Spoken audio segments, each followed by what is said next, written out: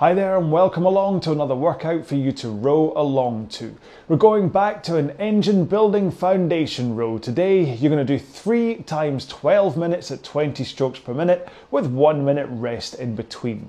Your pace is going to be 2k plus 18, but if you feel you need to back off to run about 2k plus 20 in order to complete the row, then please do. The important part here is that you get through the entire session. However, those 1 minute rests in between should mean that you can complete this without having to back off your pace. Okay, so a very simple one today. I'll just keep you company talking away to you. Obviously follow me on the video for stroke rate or on the podcast, listen to the sound of my flywheel, and that will keep you going for stroke rate. But as always, let's get into our 4-minute warm-up. Start off by setting up your machine. Now go to drag factor first and set it to how you want it to be. Now remember, I recommend speaking properly, but I recommend finding a setting and leaving it there for every session you do. For me, that means a drag factor of 135. But if you don't know anything about drag factor, please check out the video that I have on the YouTube channel. Next up, go to your monitor and set it at eye height. So you don't have to look up and you don't have to look down, unless of course you've got a machine that the monitor is down anyway, in which case just try not to slump down at the front by looking at the monitor. Next up, go to your foot straps and set them so they cover either the bottom lace in your shoe, or if you're in socks like me, they just let you bend comfortably forwards at the front. So for me, that means that if I'm in socks, I have 4 holes showing on a Concept 2. If I was in shoes, I'd have 3 holes showing, just because of that extra little lip of rubber at the bottom of the shoe. So 4-minute warm-up, you ready for this? 18 strokes a minute. We're going to start off at a nice, gentle pace. Okay, so in 3, 2, 1, go. And I mean gentle. Okay, so just really right now for the first minute, just connect with your legs, pushing at the front of the machine,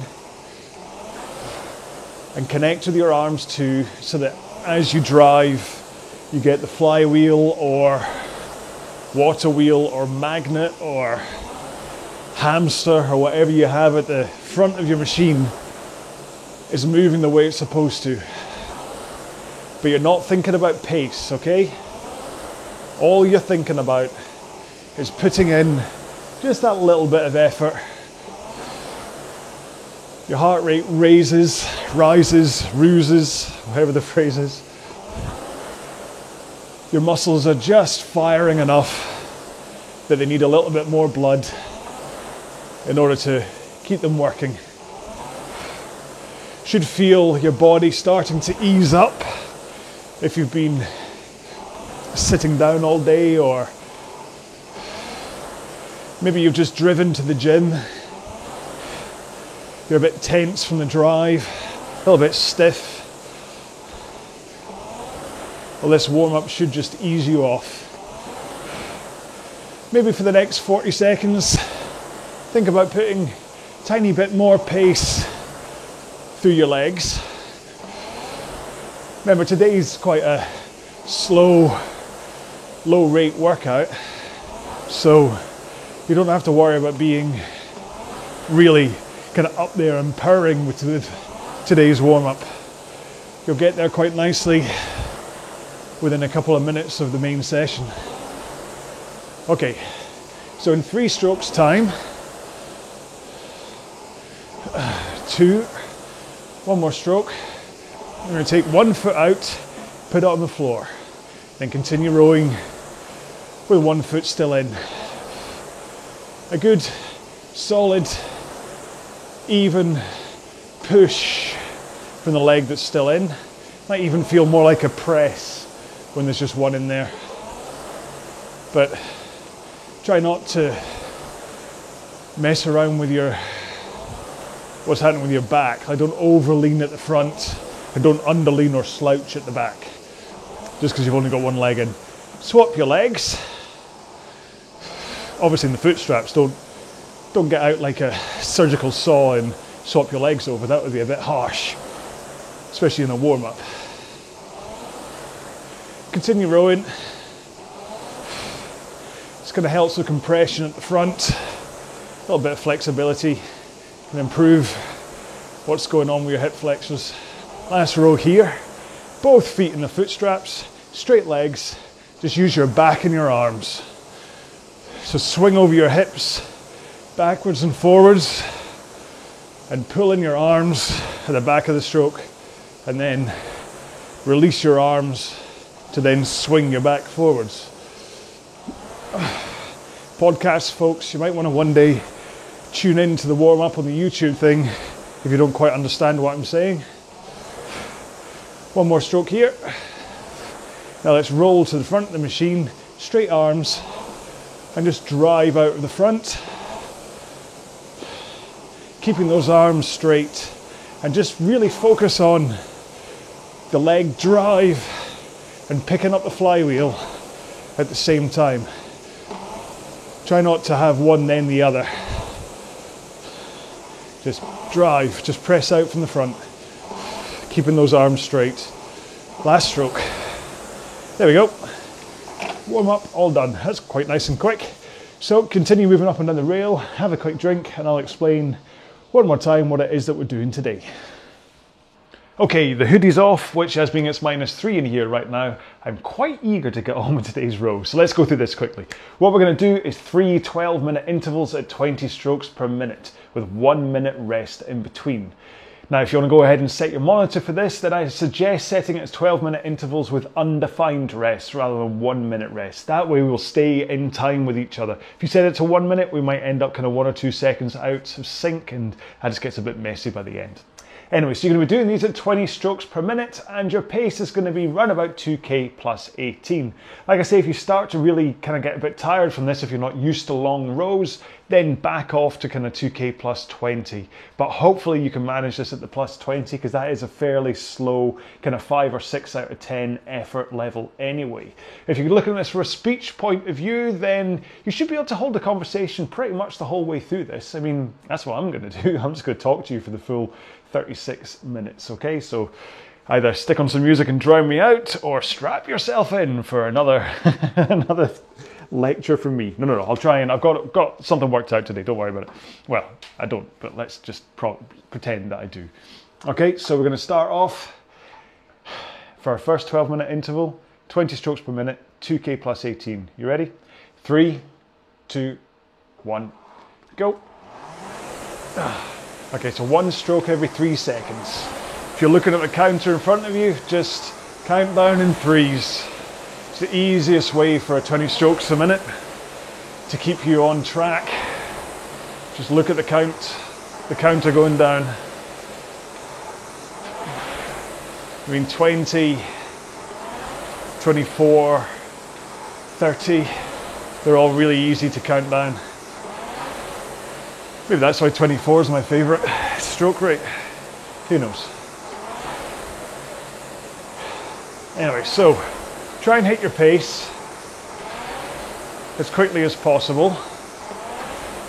Like I say, 2k plus 18 is a good, solid foundation building pace. It's an important one for building that core fitness to be able to get you through the faster and longer pieces. It's all very good being able to fly along at super fast speeds, but if you can only hold those speeds for like 10 strokes because you have no base fitness, what's the point? So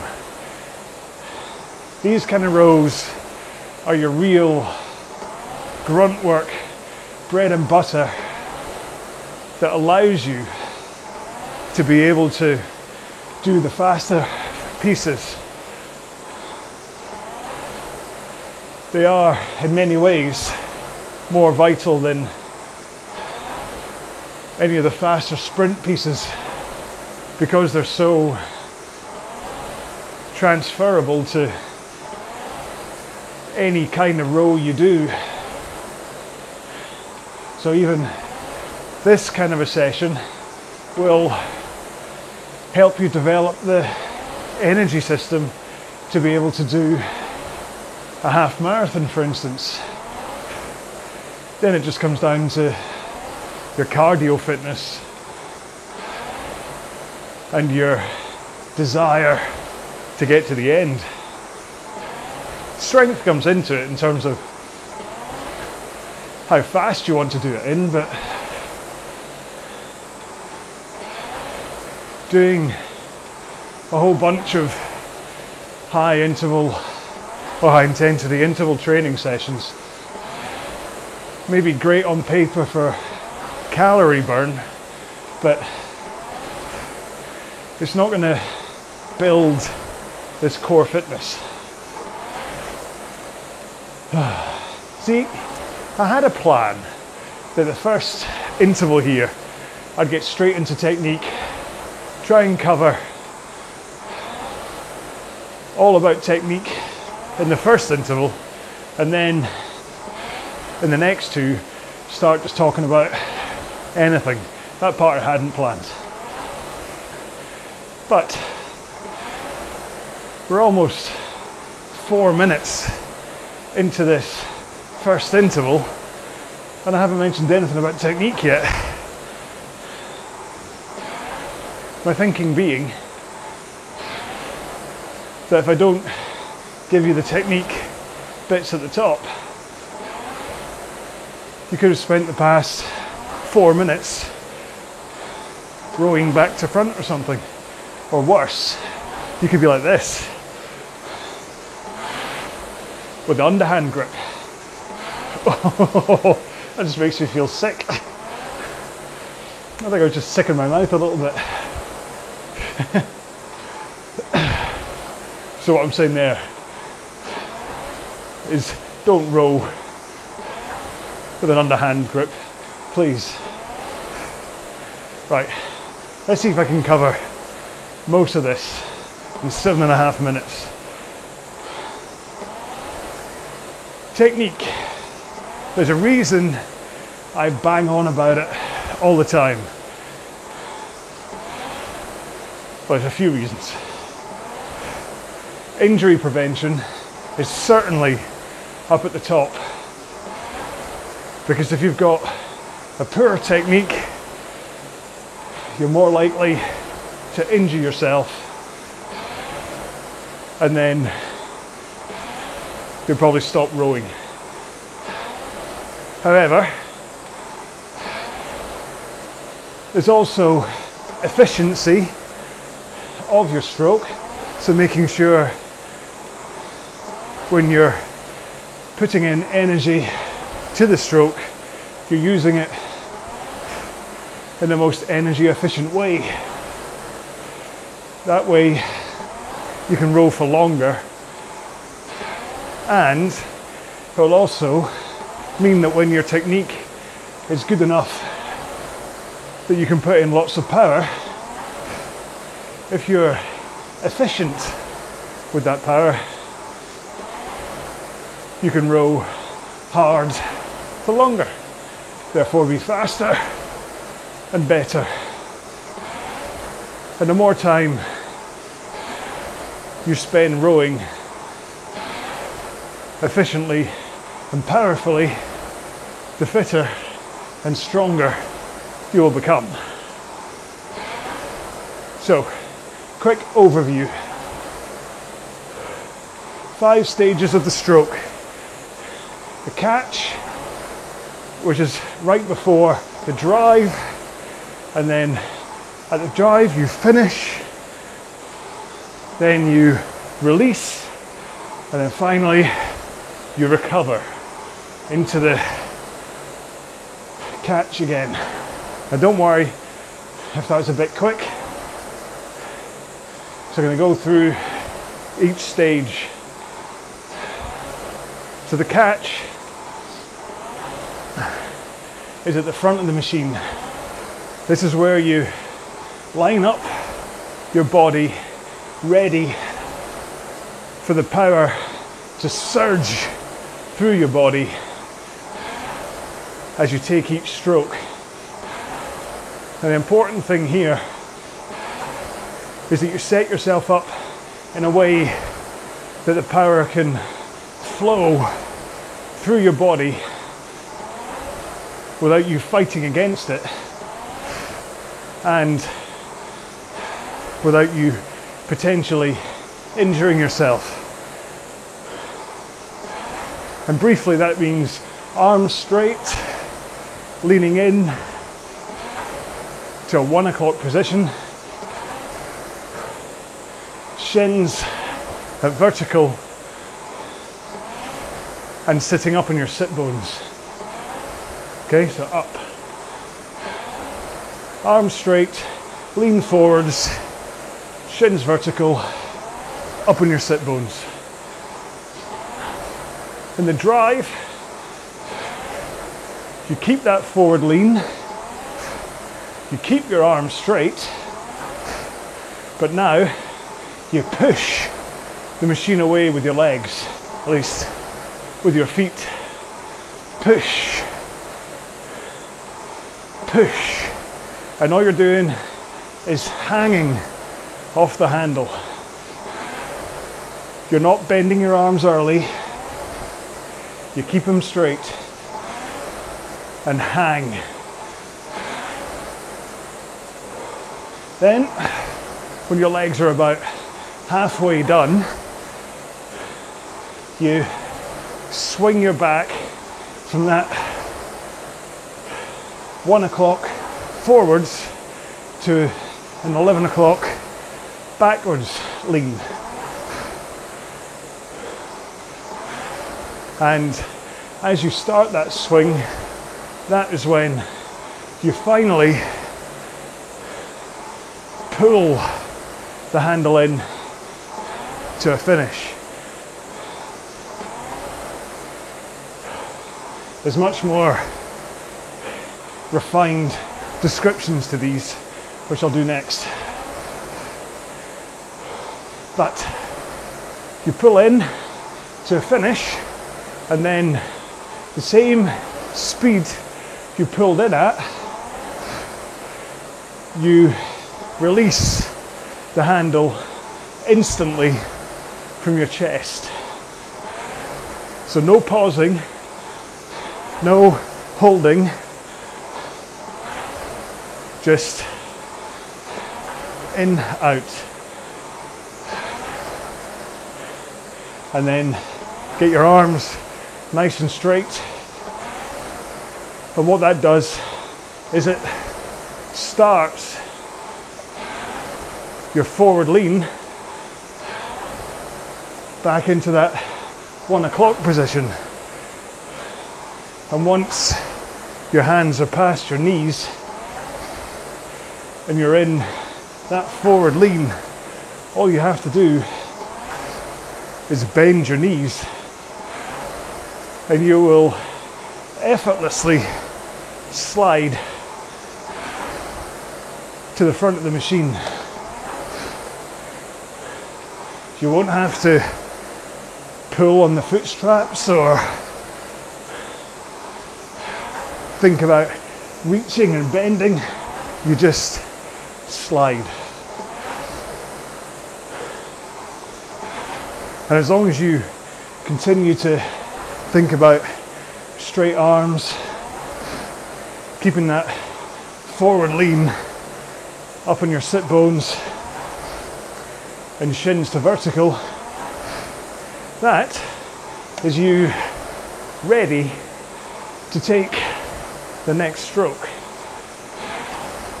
So catch, drive, finish, release, recover. Catch, drive, finish, release, recover. Those 5 elements are all that makes the rowing stroke. Okay, 4 strokes. 3, 2, last one, 1. Now you don't have to stop entirely. Keep moving a little bit. Have a drink.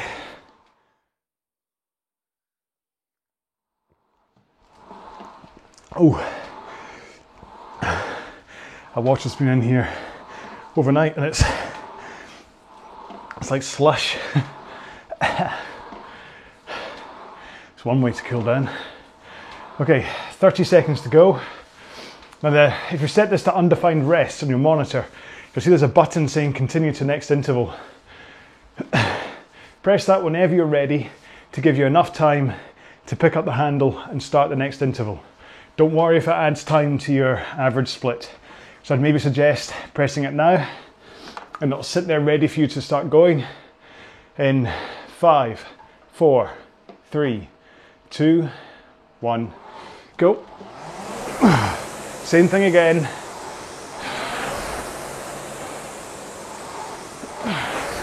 These sessions aren't the ones that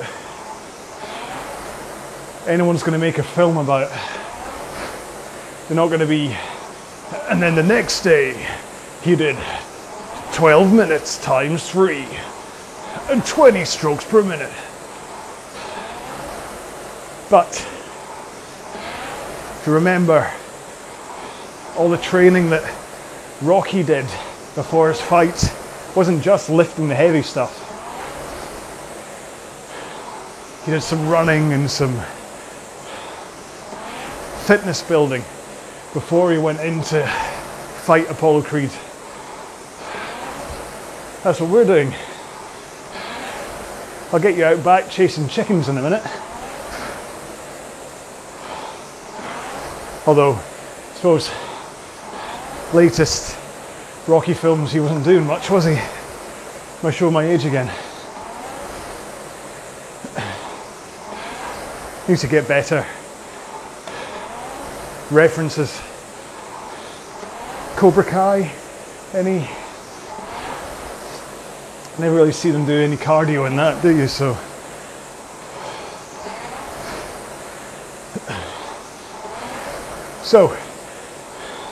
technique wise, just concentrate on those brief descriptions I gave you, especially the catch. That's where everything comes from, not only for the drive, but also making sure your recovery is correct. If you can always focus on coming into the catch with straight arms that lean forwards and sliding so that your shins are vertical, then what it should mean is that not only do you take your next stroke properly, but in order for the recovery to set you up into that position, you have to make sure your release is also correct. Now, one of the bigger, finer points of technique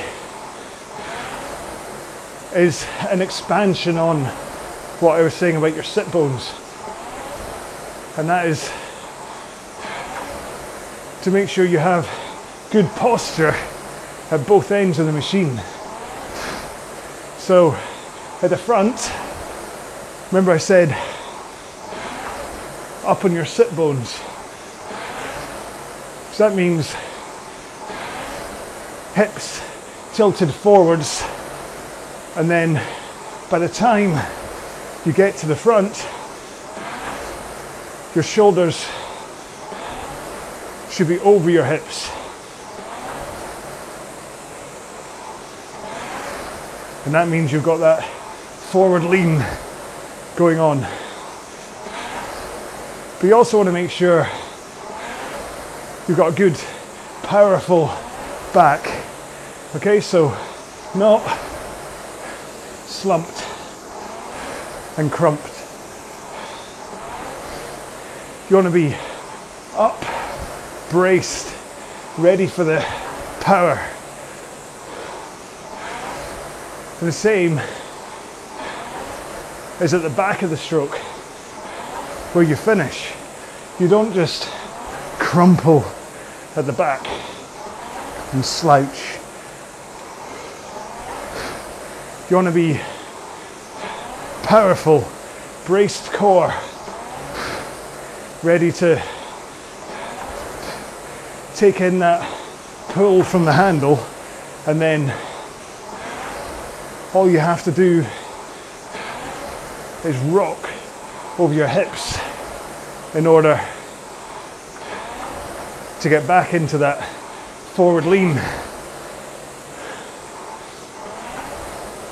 It's the biggest undoing of a stroke is poor posture, and one that I'm constantly trying to improve in my own stroke. But the most dangerous thing is that rock or tilt backwards of your hips. If you roll under and come under, not only do you lose a lot of power from the stroke, you really risk damaging your lower back. Not only because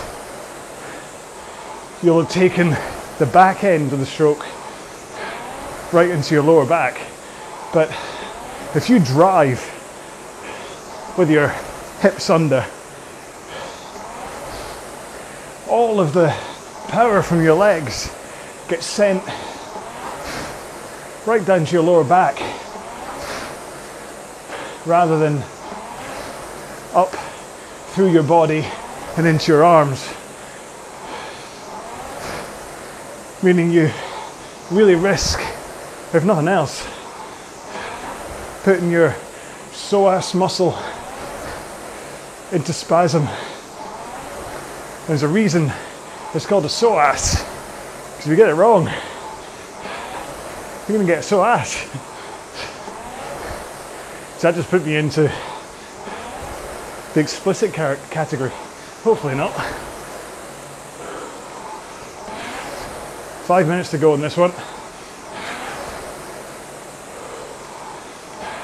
But again, posture's one thing, but you have to be sure as you get to the front of the machine that you've got the forward lean with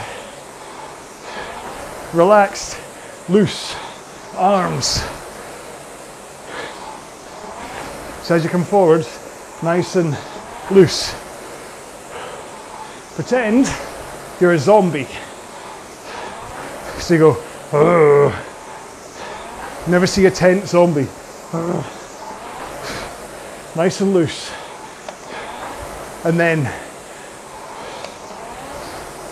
when your feet finally push the machine away, all you do is brace your arms. So there's an element of your arms tensing a little bit as you brace against the force, but you're not stiffening up as you take that leg drive. You're just bracing against it. You are literally just hanging off the handle. If anything, you should feel your butt go slightly lighter as you do the leg drive, hanging off the handle.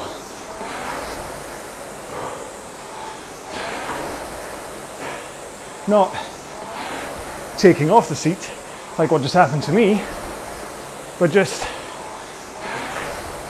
that little bit lighter. But most importantly, don't bend your elbows too soon and fight against the leg drive. If you bend early at the front and grab.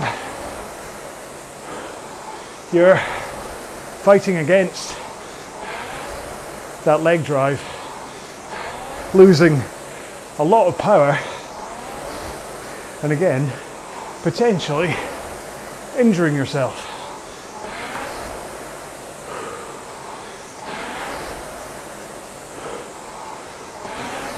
And then the shins, do try and get up to vertical at the front. And then if you feel your heels need to raise a tiny bit, that's okay, as long as you're up on your sit bones and leaning forwards.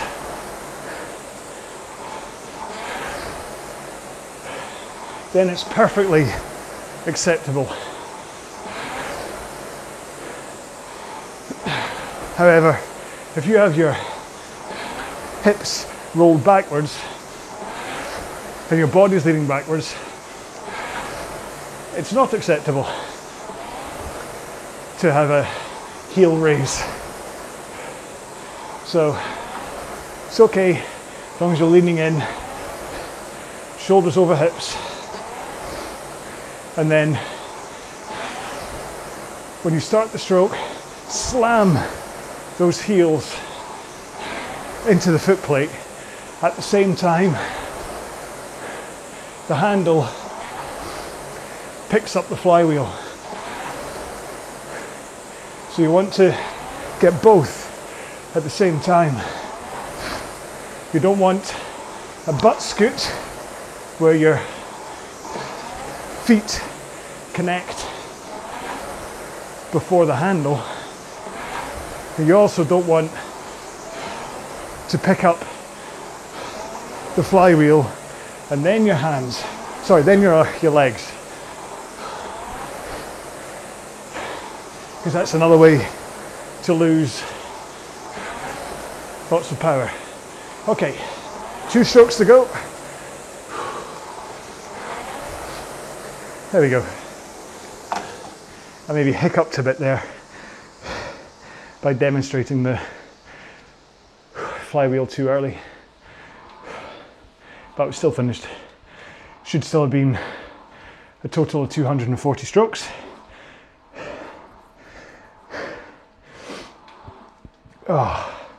Make sure and have a drink. If you feel rocking up and down like me stops you seizing or stops you kind of giving it up the ghost, then make sure and move just a little bit.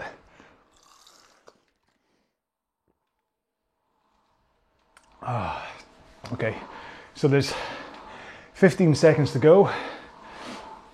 Remember to press your continue to next interval button whenever you feel is the most appropriate time for you, because we're going in 5, 4, 3, 2, 1, go.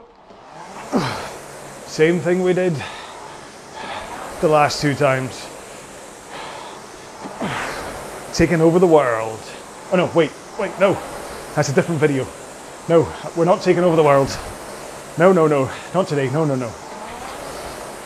We're rowing at 20 strokes a minute and 2K plus 18 to 20. Hopefully you managed to hold your plus 18 the whole way. I'm certainly finding that even if it is a little bit tougher towards the end of the 12 minutes, the 1 minute rest kind of just resets me.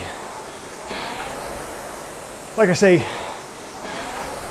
this is a foundation bottom tier workout, so the point of it is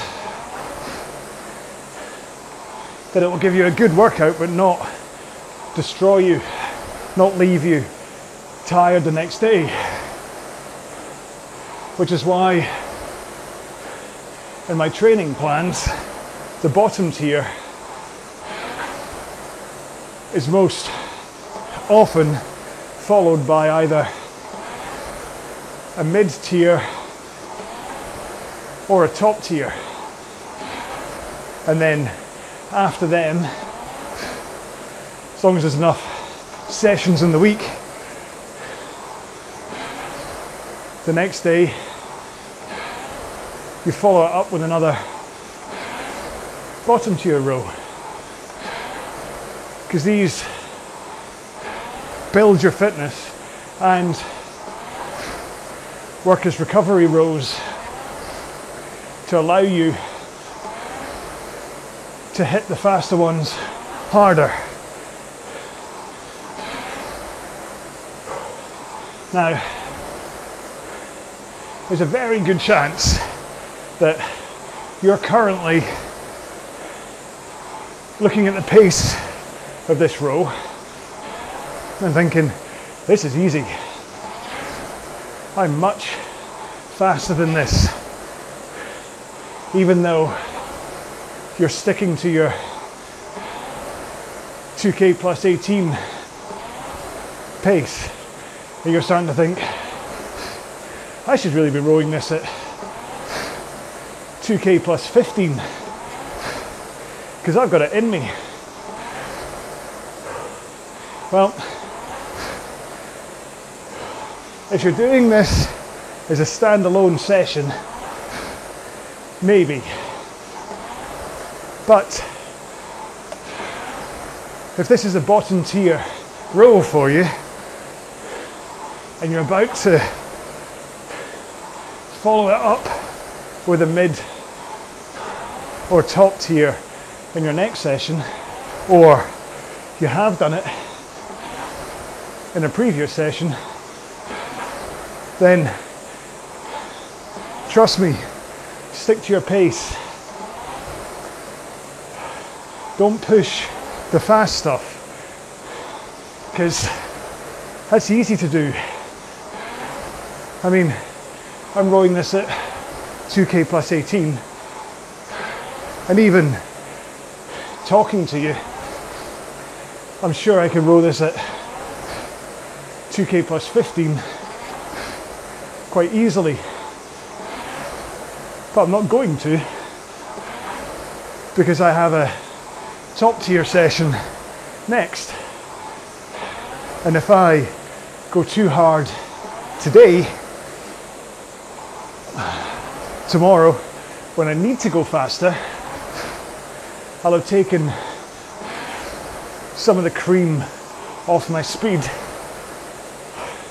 in today's session when I didn't need to, and the only thing that benefited from it was my ego, which, if I don't have the power for a top tier session, that ego boost will instantly get undone. So I stick to 2K plus 18 today, happy in the knowledge that I stuck to pace, stuck to the plan, and that I'm sensible. And then tomorrow,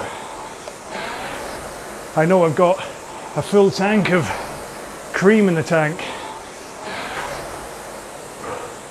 ready to unleash on the machine with no excuses. And I'm the king of excuses. The slightest thing that throws me off, and I'll use that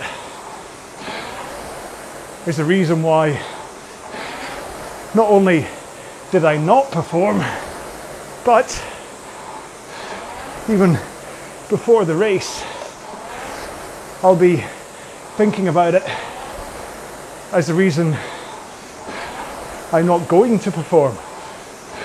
So it throws my mind off even before I was strapped into the machine. My mindset is weak at the best of times. But what I really don't need is that little niggle telling me,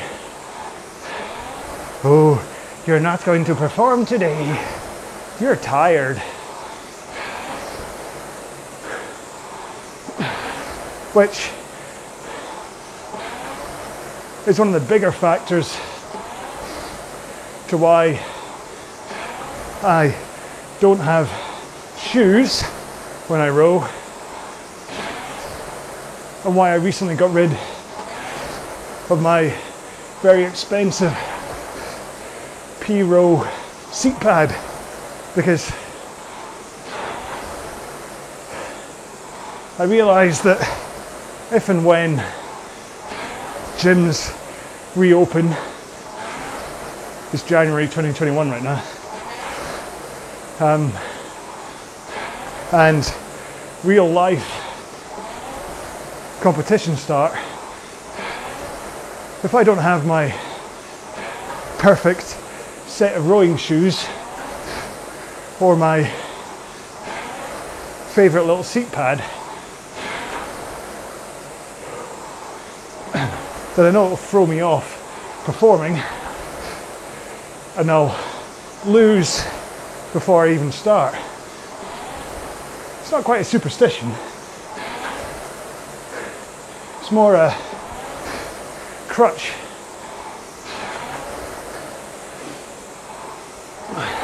As it is, I worry about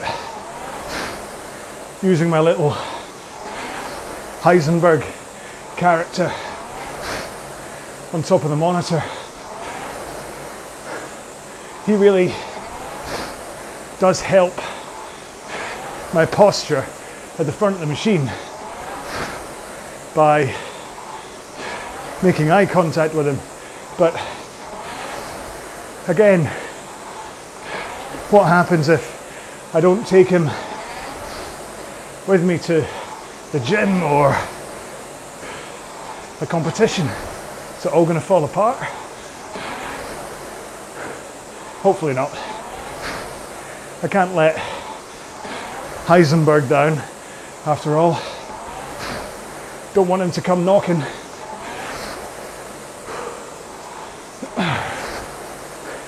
Should really rotate my characters. I think I've got Marty McFly somewhere in the house, and the kids just got the Friends Lego set. So maybe if I put Rachel on the monitor, and then, because I'm a big dumb male, I can try and impress her. Hey Rachel, look at me row.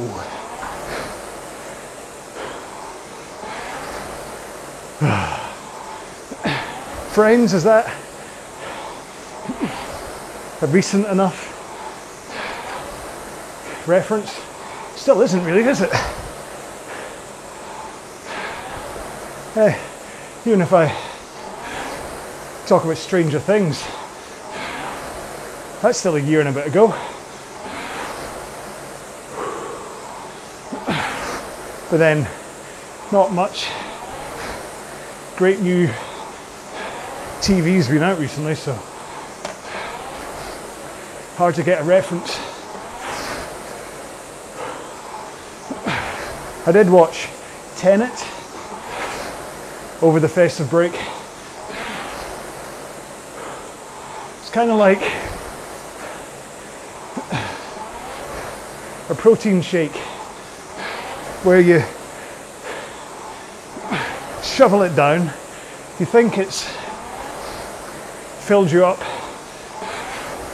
and satisfied you, then about an hour later you're left a bit empty and wanting to know exactly why you did it. I understood tenets. Wasn't that I was confused, I just thought it was very empty. No emotion, no reason, just, yeah, empty. Anyway, won't be empty tonight because it's Friday. And you know what that means? No protein shake tonight. Spaghetti bolognese. One more. Well done. Have a quick drink.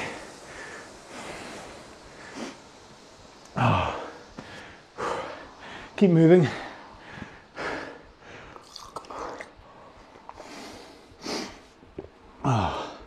And let's crack into a 2-minute cool down.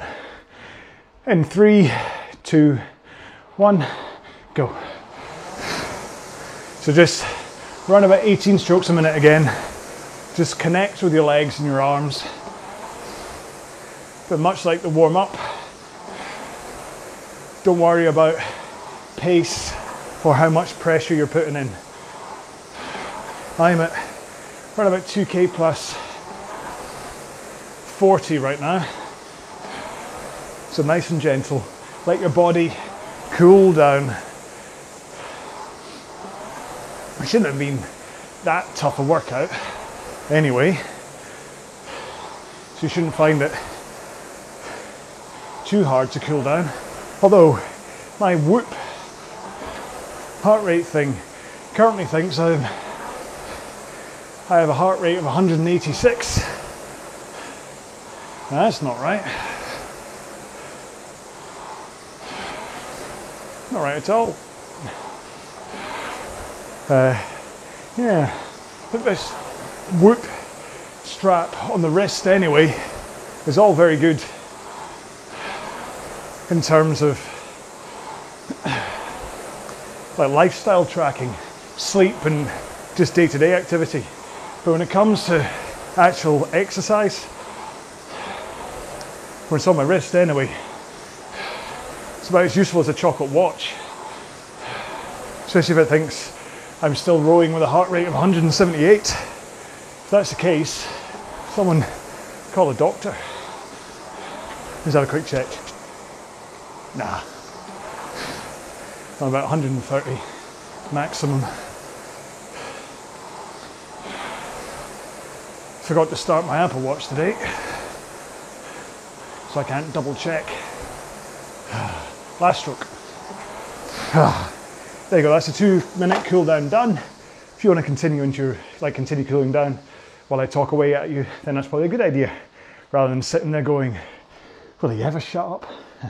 So, that was just a nice little, either a standalone bottom tier foundation building row, or this could be one that you have swapped in to either my 2k or 5k or even the 500 meter plan, just for a little bit of variety, just because you thought, I want to see him talk nonsense for another 36 minutes, which quite frankly is what you got. A little bit of technique, which is always important. I mean, I openly admit I'm a technique bore in terms of that's what I talk about all the time, but because it's so vital in terms of your development, your injury prevention, all that stuff. If you get the technique right, you'll get stronger, fitter, faster.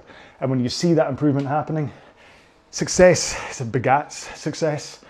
The faster and fitter you get, the more you're going to want to do this, because you'll see it, you'll literally see it in the monitor in front of you that you're getting faster. And you'll see it in the mirror that maybe you're losing love handles or you're getting biceps or who knows. But a lot of that comes from having that good technique in the first place. Not only to let you grow stronger, but to stop you getting injured so you can row more, yada, blah, blah, blah, blah. So that's why I talk about technique and why I always have this little caveat at the end. So I hope you enjoyed today's row. What should we have for the hashtag today? Because I usually stick a hashtag at the end just to prove that you made it all the way to the end. What did we talk about? We talked about training, talked about pushing things. No. I don't really want to have a hashtag caveat, that's not good. I think we've had a hashtag spag ball before, so we can't really have that. Hashtag tenets, not really a good idea. I tell you what, protein shake, because that at least kind of goes to tenet. So yeah, so if you can leave a comment, hashtag protein shake, and then leave the comment. Let me know you're out there. As always, I mean, I make these for you. And so as long as I know you're out there, I'll carry on making them. And if you wonder why I can't stop still, it's because it's so cold in here. I've got steam coming off me. And so I'm worried that you can't see me through the steam. So I'm kind of rocking backwards and forwards. Anyway, that's why, so that I can see the camera. And you're out there somewhere. So anyway, I'm off to have some spag bol Friday night, relax, watch some rubbish television. And then that's it, and I'll make another one, then you'll watch another one, I'll make another one, and we can all just be living happily ever after. So thank you so much for coming along and putting up with my nonsense. I look forward to seeing you in the next video. Please stay safe and be well. Bye bye.